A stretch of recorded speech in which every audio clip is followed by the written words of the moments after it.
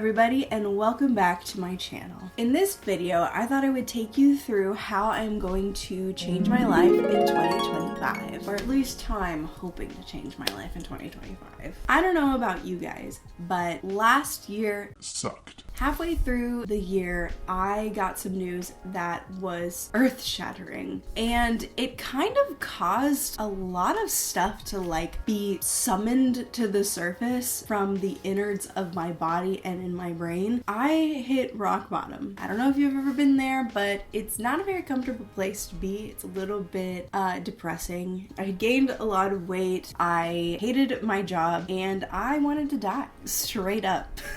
It's so weird talking about this on a camera, knowing that I'm going to post it on the internet for all the world to see. That being said, I knew that I needed to change some things. Once I had hit that rock bottom, there's nothing else to do but to change your life. You know what I mean? Caroline Winkler has a really good outlook on the concept of rock bottom. She says that there's a freedom that is surprising. I'll see if I can find it. I'll put it on the screen for you. I was so lonely and sad and depressed in my life that I was well, I don't really have anything to lose. Life pretty much sucks.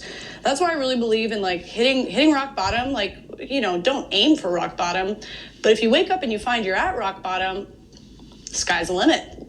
Pretty much literally. It's metaphorical, but metaphorically, literally. I find that to be very true. There's two ways that you could go once you hit rock bottom. Either you end it all, or you somehow keep going. And those are the two options. Hopefully you will, choose the keep going part. Is this too dark to put on my channel? I don't know. You always watch YouTubers talk about these points of depression and stuff. They're is it too much to put on my channel? And then you're no, it's fine. But then you're sitting here filming it yourself and you're I don't know if I should talk about this.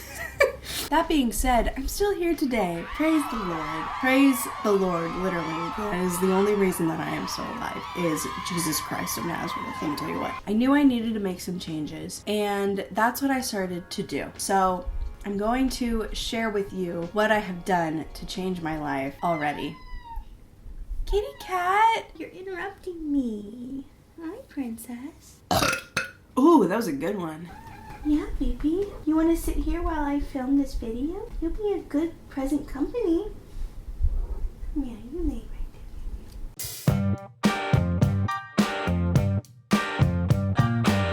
Landino says that your morning starts the night before. I kind of accidentally took this approach with changing my life in 2025. I started this process in November of last year. I started implementing habits. I started to make them my appointments. This notebook right here is my habit tracker. I wrote this at the beginning of this journal. These daily habits are my appointments. I need to think of them as such. Perhaps I don't want to go to them, but I'm gonna do them regardless. I remember seeing that somewhere online, that making your gym time, thinking of it like it's an appointment that you have to meet, helps a lot, and that's what I did with these daily habits. If you follow bullet journaling at all, then you have probably heard of habit tracking. I don't know if you can see that. That's what my first month was in November. Obviously, I didn't do a great job of it, but it put me in the it was a practice phase for me. That was very beneficial because I knew that it was here. It started the habit of sitting down at the end of the night and filling it out.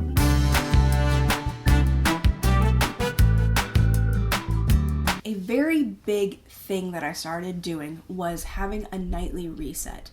A nightly reset is something that I learned from Taylor Sharp. She is an Instagram mommy content creator. Basically, it's exactly what you kind of think it is you reset your home. So what I do is I start in my kitchen and I clean it up. I wipe down the counters. I put the dishes in the dishwasher. I feed my kitty cat. I give her food. And then I move into the living room where I'll just fluff some pillows, fold some blankets, and then I'll move into my bedroom where I'll pick up laundry, any clothes that are just like on the ground, go into the restroom, clean my cat's litter box, I'll shower, and then I'll do like my skincare routine. Eventually I find myself turning down my bed, getting into bed. For me, it's turned into this really relaxing process that I go through, and it's really relaxing. So that has been a game changer for me personally. And that goes back to your morning starts the night before. That's really the main purpose of the nightly reset, that when you wake up in the morning and you wake up to a mess, it's stressful. That's like one more barrier to entry to like quite simply making your breakfast in the morning. So if you already have your kitchen clean, you can just go in and make your food. So yeah, that has been an absolute game changer, and I definitely recommend everybody do a nightly reset. At the very least, it will be just like a calming moment for you. You have to take care of yourself.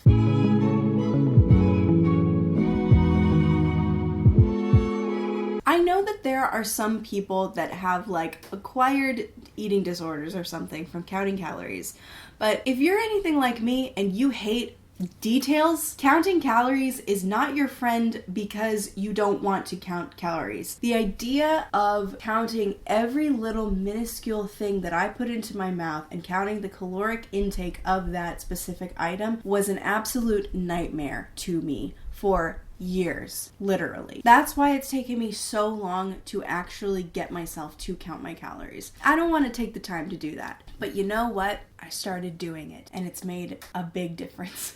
I gave this kind of a test run a little bit. I counted my calories for like the first few weeks of December, and then Christmas rolled around, and I ate too many cookies, let me tell you what. But you know what? I lost weight. I actually lost weight. I was also exercising at the time. I exercised like twice a week. I think that both of those two things combined helped me lose weight. Wild concept, okay? Wild concept. Of course, with Christmas, it pushed me back a little bit, but it wasn't a big deal because I saw the effect that counting my calories did, and it made me motivated to get back into it once the holidays ended. This is one of those things where I couldn't give you like a specific thing that it's really helped with, but I feel like it's helped with my overall feeling better. It gave me a place to process some things, and it also helped me with that concept of keeping my appointments. It gave me a reason to get up in the morning. I started scheduling them on days when I work later shifts, because then it gets me up in the morning. I can have my hour of talking, and then I'm still kind of in this phase of like productivity a little bit, and then I can get myself up and I can go make some food, and then I can do my chore for the day, which I'll get into that in a little bit.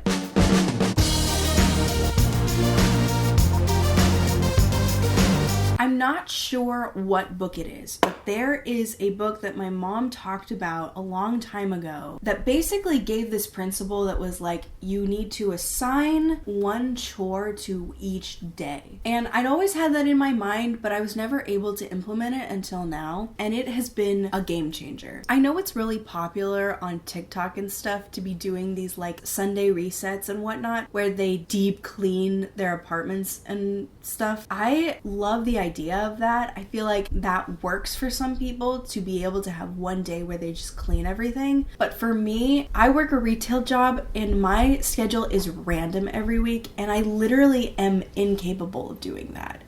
Excuse me. I don't want to designate an entire day to cleaning. So that's where the daily chores thing comes in. It has been really nice to save time. It works for me. It's really great.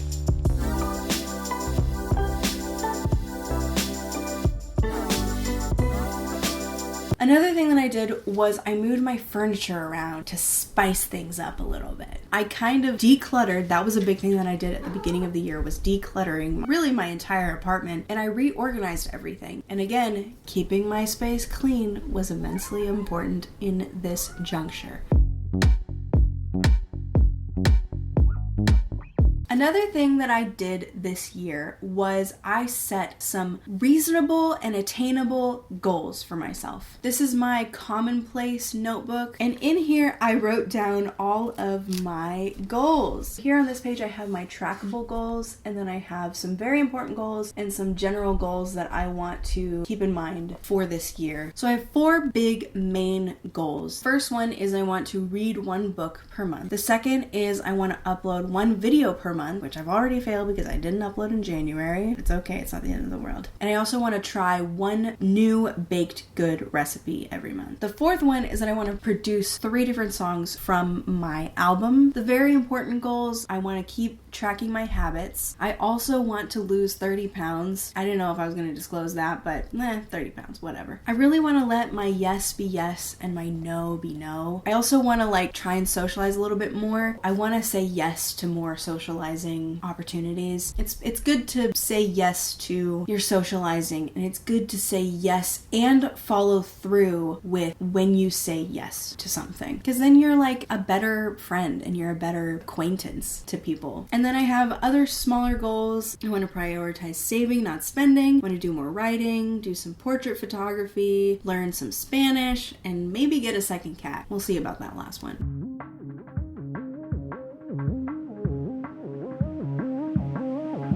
It has only taken me 2 months to start feeling better. I would say within the first month, I was already feeling a little bit more mental clarity. There are days where things are still difficult, and I have moments where I feel sadness or depression, but generally speaking, I'm doing so much better. I have already had setbacks. Obviously, Christmas was a setback, but I know that because I've been slowly introducing things into my life, it's more sustainable the longer that I've been going on.